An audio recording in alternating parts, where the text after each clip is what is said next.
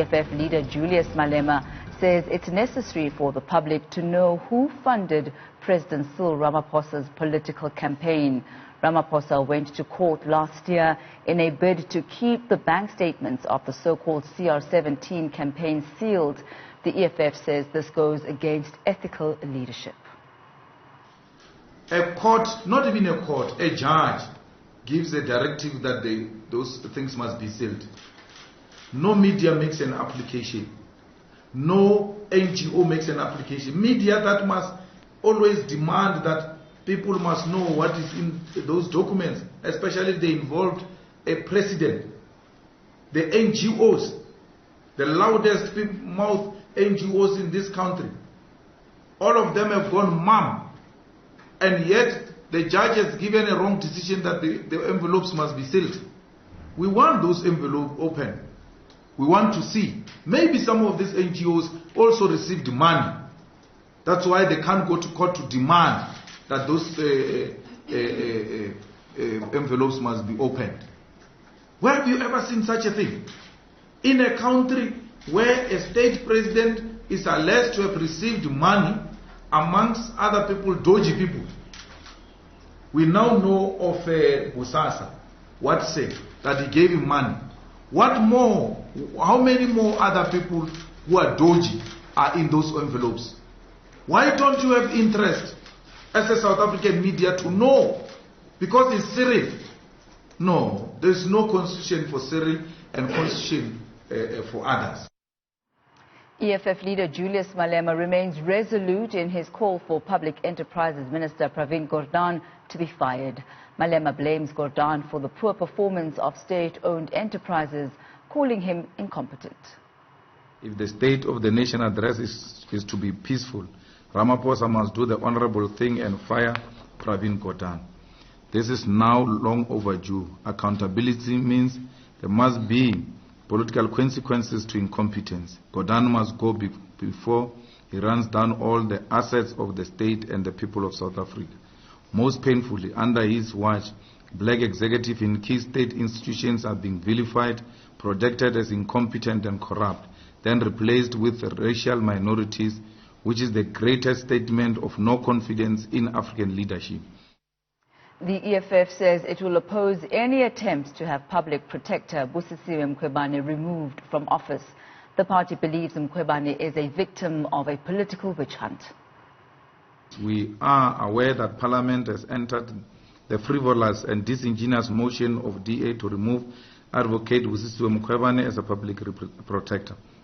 We will oppose this move, which is a united action by the DA and Ramaphosa faction in the ANC to the end. We have no doubt that this motion will be defeated. We will also be objecting to the inclusion of the conflicted retired Judge Nugent in the panel of those who will conduct the preliminary inquiry. This is because Judge Nugent has demonstrated the greatest incompetency to be a sober and independent judge during SARS Commission of Inquiry. It was revealed that he secretly met Pravin Gordhan ahead of his testimony at the commission to guide him on how to give evidence. This makes him a conflicted judge who will secretly meet witnesses, thus rendering the entire process futile. Now, for more on this and today's press conference, I'm joined in the studio by EFF spokesperson Vuyani Pumbo. Very good evening to you, Vuyani. Thank you very much for having us. And I guess congratulations on your new post. Thank you very much. We accept the responsibility with open arms. We're ready for the cause. Was it expected? Well, it's never expected. You know, you always think that you always have a role to play in the organization, but you never think of a specific role. You go anywhere, whether it's going to door, you do it. So when it came as a shock. But, you know, we are revolutionaries. When you are thrown in the deep end, you start swimming immediately. There are no, modules or a program or a, formula.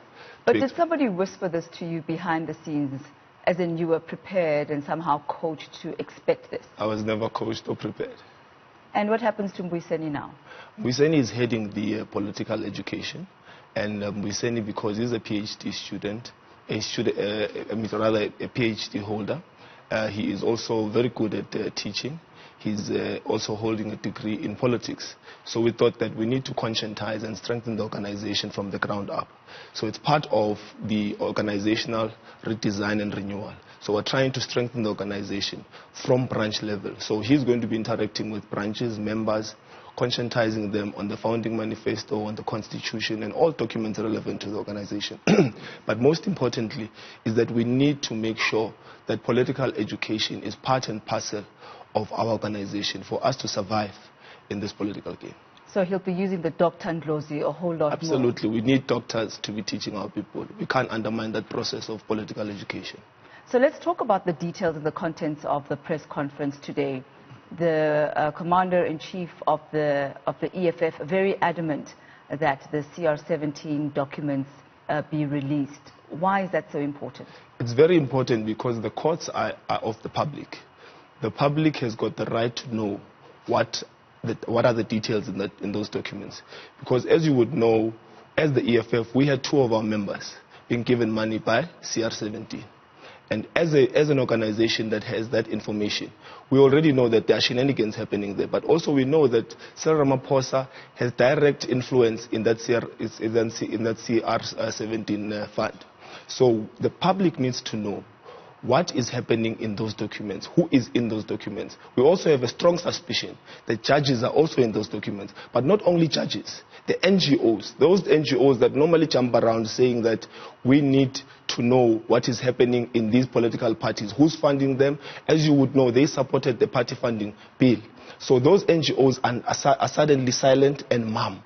Their silence is loud. Section 27, My Vote Counts, Right to Know, all of them, they have not said anything about the opening of those or unsealing of those documents. But you must also remember that the FIC led an argument in court to say that those documents were legally obtained.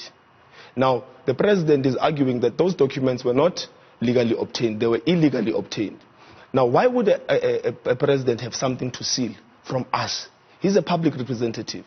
He is supposed to make sure that there is accountability, especially as the leader of this country. He must be the first to argue that everything must be unwrapped, everyone must know what is happening. And so you're saying that transparency is important? Transparency and accountability. So as an act of goodwill and setting a precedence, are you, as the EFF, willing to open your books out so that there is total transparency and lead the way in that regard?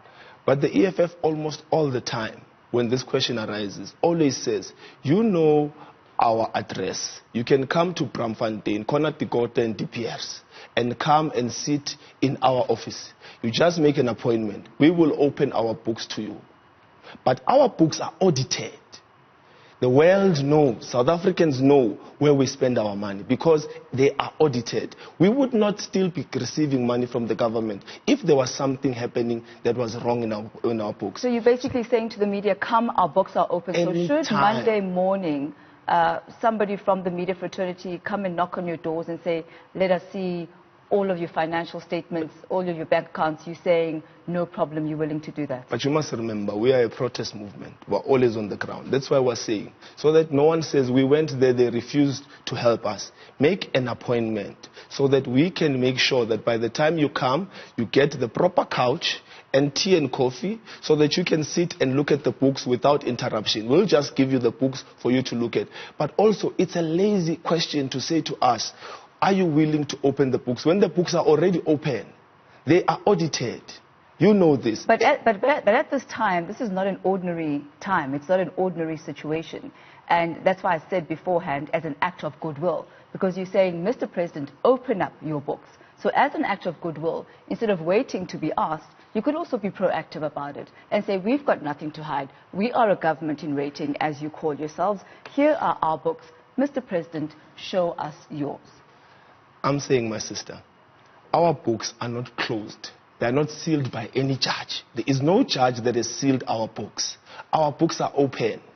You and agree so with you're saying that that is a differentiator. So what are we opening which is already open? These books are already open. We're saying to you, if you want to have an intimate relationship with our books, it is fine. Come to our offices. I just gave you the address of our offices. You can come and look at our books intimately on a couch with tea and biscuits this and time. I'm sure somebody will take you up on that, but I'd like us to move from but they have not taken us up, because this is not a new declaration. I'm not making the statement for the first time. You've made an open invitation. It's a new day. It has been there. So I'm sure they will pick you up on it. Absolutely. But let's move on to the upcoming SONA. Yes. You are saying that you're going to be boycotting the SONA and... No, we're not boycotting SONA. We're going to be there. When the president assumes platform, we're going to assume platform with him. Because we can see that there is no leadership in this country. There is no way Pravin Gordhan can continue to be a minister in this country. There is no way Pravin Gordhan can continue to be a minister whilst the majority of us are in the dark. It cannot happen, not under our watch. We are not going to be asked one day, why didn't you take action? So it is high time that Cyril Ramaphosa does something. For as long as he has been president, there's nothing he has achieved. There's nothing he has done. We're helping him to do something this time. We're forcing him to remove Pravin Gordhan, who is the enemy of the people. Is it not the prerogative of the president to select who it is that he wants in his cabinet and who he wants in those particular portfolios? That is absolutely true. He's got the right to choose who becomes minister, but he does not have the right to choose a minister that wants to see a mass of workers unemployed.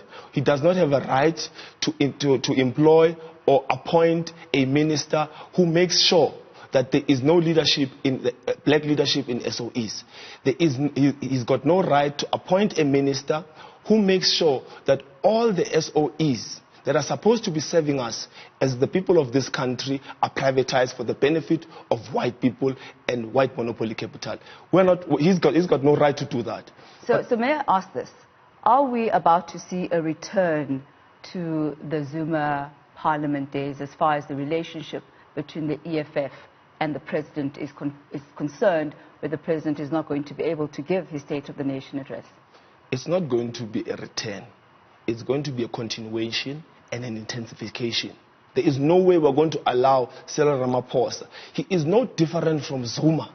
Because if he can do what Zuma did to us, we must do what we did to Zuma to him.